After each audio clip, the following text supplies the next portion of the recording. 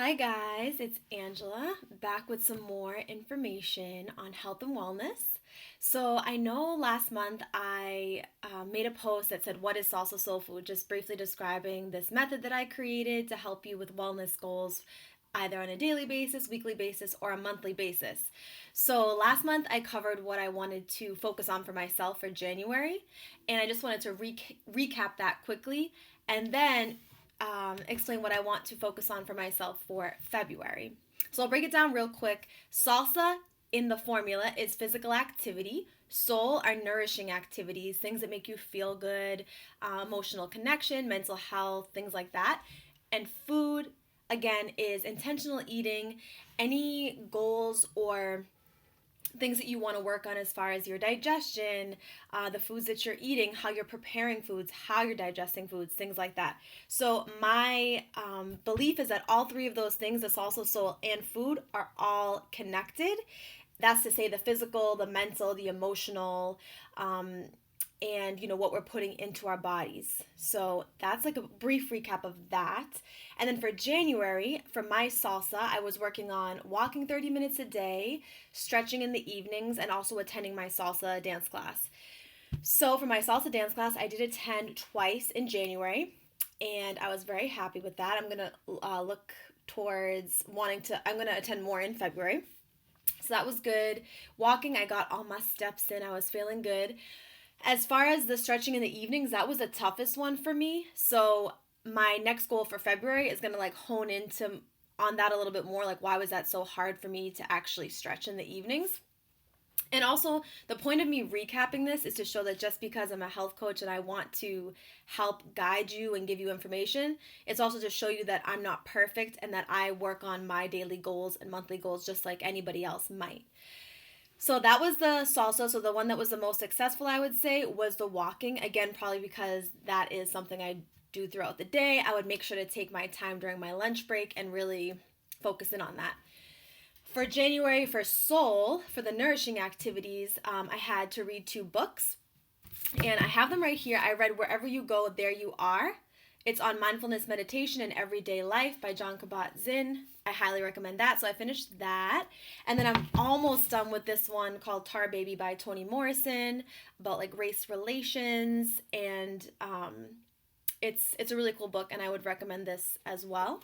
So that was for my soul activity. Like I was trying to read before I went to bed, um, to just stop using my computer at night and my cell phone right when I'm in bed. And so it really helped me with my sleep. Again, showing how just making one simple change, reading versus using like being on YouTube all night, it really helped my sleep as well. And then for food for last month, my goals were to be aware of how much I chew because I typically inhale my food. That's just something that I mirror from like seeing my dad growing up. He would inhale and then I would be praised for eating really quickly. So I started doing the same thing. And I think a lot of us just tend to do that because we're Americans. I don't know. And then the other one was to try to eat out only 2 to 4 times a month for health reasons and also for budget reasons because it gets expensive. So I would have to say I think I definitely went out over 4 times last month because I wanted to socialize, which is part of my soul, like the soul activities, nourishing activities. But I felt good about like how I spent the money and where I ate. So I think it felt good, but I'm gonna think about that moving forward as well. And then as far as chewing before I eat, that's difficult still because it takes a lot, like especially when I'm at work and I'm in that kind of like that go go go attitude. It takes a lot to like slow everything down.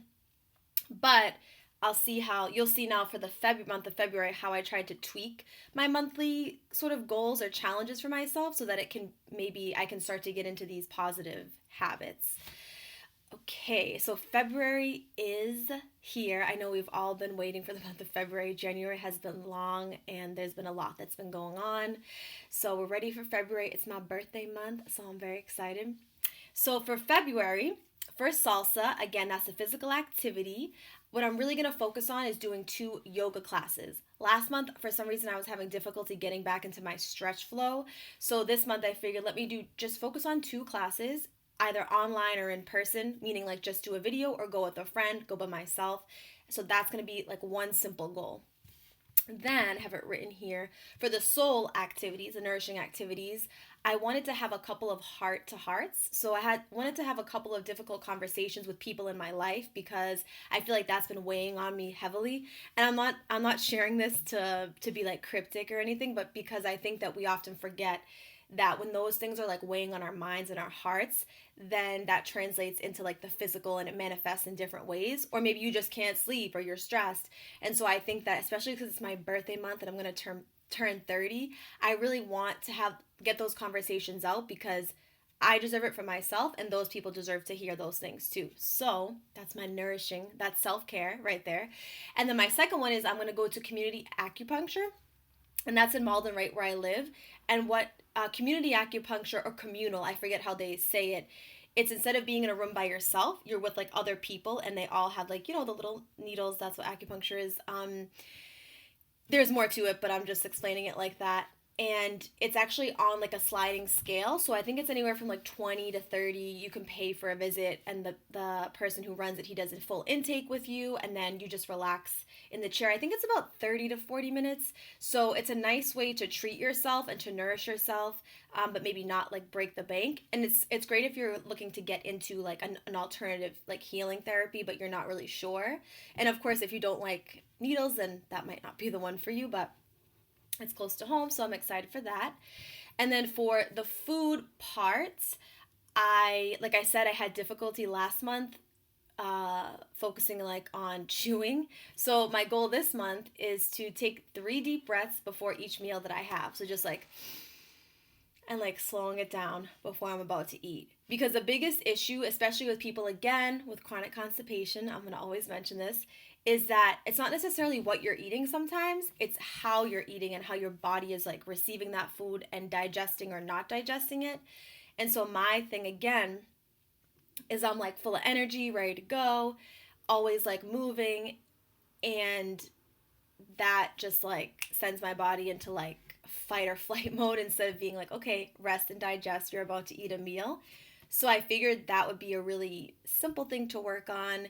And even in one of our salsa classes, we had a great like reflection moment after we danced. And she asked everyone, what do you want to work on? And I said, I want to work on breathing with my dancing. Like, and I realized that that translates to all areas of my life.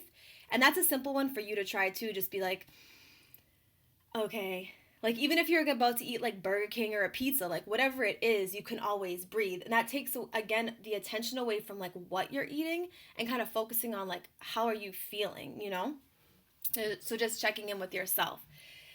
So I'm also gonna do like a little written post and post this on Instagram as well, and so that maybe it makes more sense about what Salsa Soul Food is, the approach, and maybe you can either comment with maybe some goals that you have for yourself, either in the salsa category, soul, or food category for the month of February.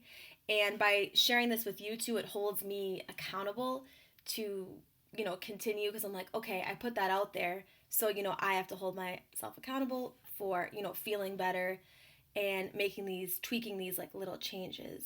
So I hope you enjoyed that. Have a great month of February.